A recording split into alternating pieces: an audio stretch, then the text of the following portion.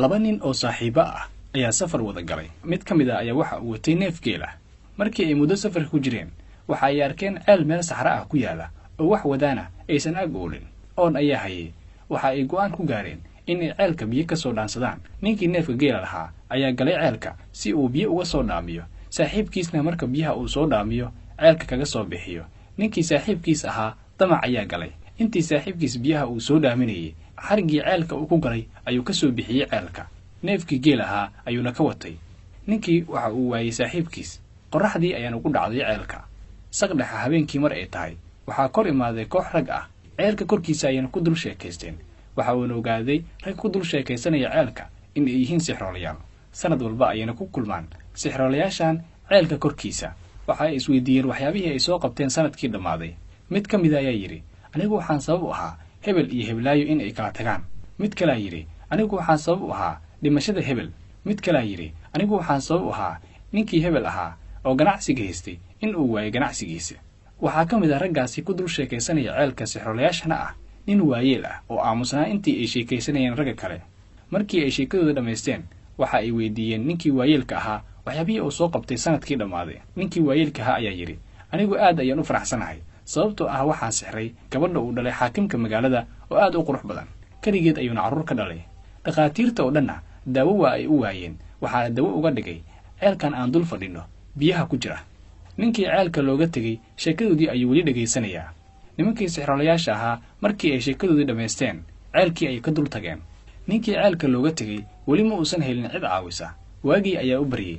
Waxaa dul imaaday ceelkii rag safar ah si ay biyo uga dhaansadaan. Waxa ay maqleen nin ka hadlaya ceelka dhexdiisa. Jin ayay u maleeyeen, laakiin isaga ayaa ku yidhi, jin maahiye ee iga badbaadiya ceelka. Waa ay ka soo badbaadiyeen ceelkii. Qisadii ayuu u sheegay in nin saaxiibkiisa ceelka kaga tegey. Kadib ninkii ceelka looga tegey, waxa uu soo aaday magaalada uu joogay xaakimkii gabadhiisa la sixray. Markii uu yimid guriga uu deganaa xaakimka, waardiyaashiisii waxa uu ku yidhi, waxaan u baahanahay in lii geeyo xaakimka, dawo ayaan u hayaa gabadhiisa. Waa ay ku jeesjeeseen waardiyaashii. Waxa ayna ku dhaheen, dhakhaatiirta joogta magaalada ayaa dawo u weysay gabadha u dhalay xaakimka, ee adigu maxaad ku daweynaysaa? Ugu dambayntii xaakimka ayaa loo geeyay ninkii. Waxa uu ku yidhi xaakimkii, gabadhiida qolkaas ayay ku xiran tahay, cidna uma gasho, oo qof walba waa ay dilaysaa haddii ay wax ku soo gaarsiiso, wax mas-uula kama nihin. Ninkii waxa uu galay qolka ay ku jirtay gabadha. Waa ay ku soo booday iyadoo doonaysa inay disho. Biyihii ceelka uu ka soo qaaday ayay wejigeeda ku firdhiyey. Muddo kadib waa ay soo kacday iyadoo caafimaad qabta. Xaakimka ayaa loo sheegay in ay gabadhiisii caafimaaday. Waa uu soo orday isagoo doonaya inuu arkay gabadhiisa, sababtoo ah kaligeed ayuu carruur ka dhalay. Markii uu arkay in ay gabadhiisa caafimaaday, waxa uu dadkii magaalada oo dhan u sheegay inuu gabadhiisa siinayo ninkan sabab u noqday inay gabadhiisa caafimaado. Waqti kadib xaakimka magaalada ayaa geeriyooday. Ninkii gabadhiisa guursaday ayaa noqday xaakimkii magaalada. Haddaba qisada intaas miyay ku eg tahay? Maya, weli way socotaa. Maalin maalmaha ka mid ah ninkii xaakimka noqday isagoo magaalada dhex wareegaya, waxa uu arkay ninkii ceelka uga tegey.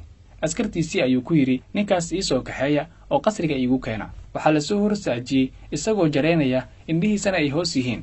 Waxa uu ku yidhi, ma i garanaysaa? Markaasuu yidhi, sidee ku garan weynayaa qof daciifa oo sidoo kale ah xaakimka magaalada haysta, laakiin qasrigan weli ma soo gelin? Waxa uu ku yidhi, waad i garanaysaaye, indhaha kor u qaad ee si fiican ii fiiri. Markii uu arkay inuu yahay ninkii ceelka uga tegey, lugihiisa ayuu qabsaday oo waxa uu ku yidhi, iska kay cafi, waan ka shallaayay arrinta aan kugu sameeyey. Waxa uu ku yidhi, kor u kac, waan ku cafiyey. Haddii aadan ceelka iga tegi lahayn, maanta booskan ma joogi lahayn. Ninkii khiyaanolaha ahaa ayaa waxa uu ku yidhi, sidee ku dhacday arrintan?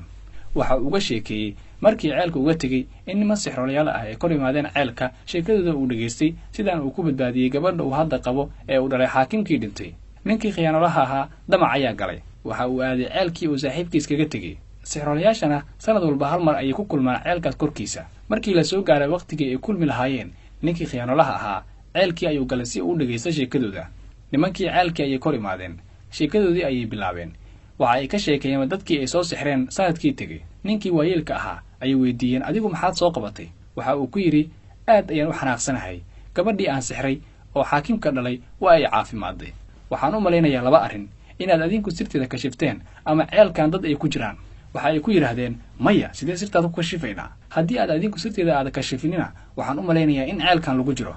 Sixroolayaashii waa ay wada istaageen. Waxayna go'aansadeen in ceelka ay dhagxaan ku guraan. Dhagxaantii ay ceelka ku bilaabeen inay ku guraan. ninkii khiyaanolaha ahaana sidaa ayuu ku dhintay. intaas ayay qisada ku eg tahay.